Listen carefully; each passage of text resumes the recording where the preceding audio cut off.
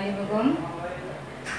আমার বাড়ি পটুয়াখালী জেলা, কলাপাড়া উপজেলা এবং নীলগঞ্জ ইউনিয়নে মস্তপুর গ্রামে।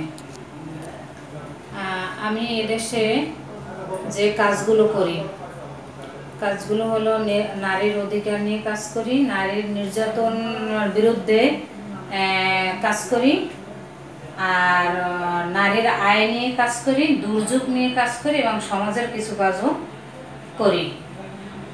সেক্ষেত্রে পিছনে অনেক বাধা ছিল, সে বাধা অতিক্রম করে আমি সামনে আগাইতে পারছি এবং সেই সামনে থেকে আমি মেক্সিকো পর্যন্ত গেলাম, সেখানেও কিছু শিখলাম এবং আমি যে কাজগুলো করি সেই কাজগুলো তাদেরকে জানাই আসলাম।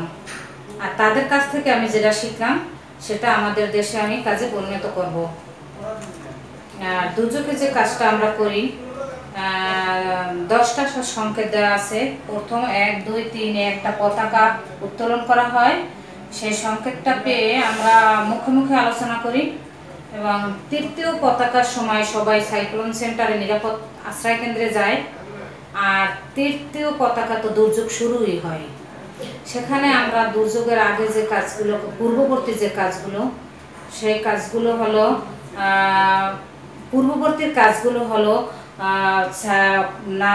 কমিটির মাধ্যমে মিটিং করে দায়িত্ব ভাগ করে দেওয়া এবং শিশু, প্রতিবন্ধী, গর্ভবতী মা, বৃদ্ধ যারা কোন কোন বাড়িতে আছে তাদেরকে আশ্রয় কেন্দ্রে নেওয়ার জন্য হেল্প করা, সাহায্য করা। আর যখন বন্যা শুরু হয় তখন তারা কিভাবে নিরাপত্তা থাকবে, নারী ও পুরুষ, গর্ভবতী মহিলা এবং শিশু এবং মা, সেই বিষয়টা আমরা দেখি। যারে যেভাবে নিরাপত্তা দেওয়ার প্রয়োজন আমরা যতটুকু সম্ভব চেষ্টা করি।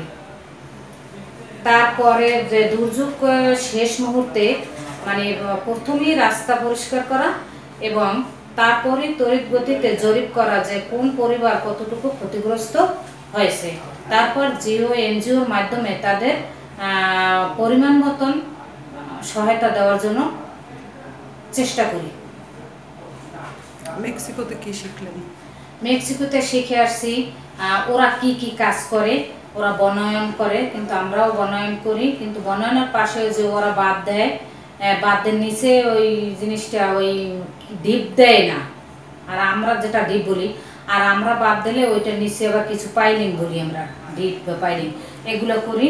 তারপর ওদের মানে মানুষের মূল্যায়নটা, কাজের মূল্যায়নটা খুব বেশি ভালো লাগছে। আর আমিও সেই কাজটা এখন থেকে করব, মানে আমার মাঝে আমি আর রাখবো না।